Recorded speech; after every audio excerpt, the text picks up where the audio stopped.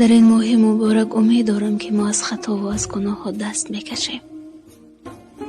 بعضی ها گناه نمی کنند، در نزد پدر، در نزد مادر، در نزد برادر و یا خواهر خود.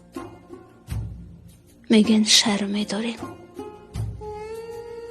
پنهانی گناه میکنند، پنهانی صحبت میکنند، پنهانی بجای میروند، پنهانی خطایی میکنند، پنهانی زنا میکنند. از اونی که شرم میدارند، از اونی که میترسند از پدران خود، از مادران خود، از برادران و از خواهران خود، ولی فراموش کردن که هر جایی که هستند خداوند آنها رو میبیند،